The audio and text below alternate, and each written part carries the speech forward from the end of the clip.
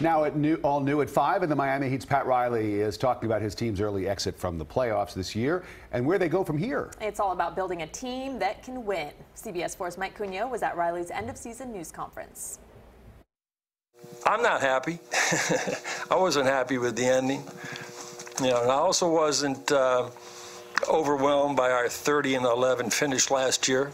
At Pat Riley's annual State of the Union, the Heat president made it clear just making the postseason isn't good enough. And no matter the contract restrictions or lack of cap space, the organization will be active when it comes to landing a big-time free agent.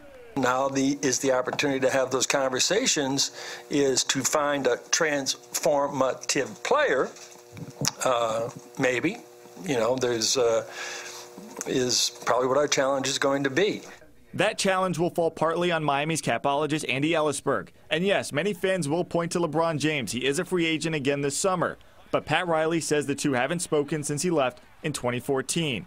While Riley suggested he wouldn't break up the core group on the Heat roster, he made it clear to be a contender again, no one is safe.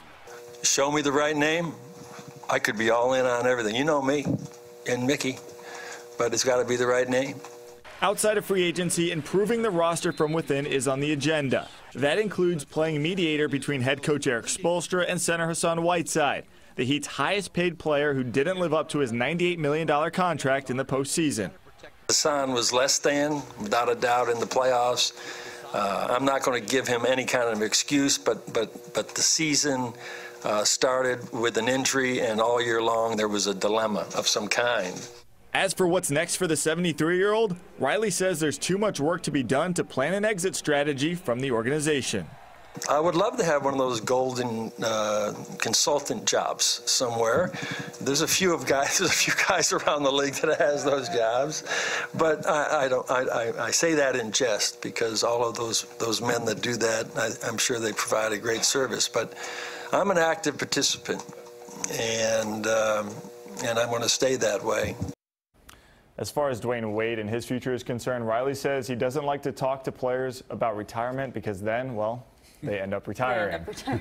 So let's not talk about that. But let's talk about free agents because Jim has said that that's a way to get Wade to stay on the team, is if he's surrounded by some talent. It certainly is, but it's going to be very tough because their cap situation, there's not a whole lot of flexibility there. You talk about LeBron James, that's a pipe dream. There's other guys like Paul George, Chris Paul, Kevin Durant probably going to stay in Golden State. The one guy that I look to isn't really in free agency. It's actually through a trade. That's Kawhi Leonard. Obviously, there's been a little bit of falling out there with him and the Spurs.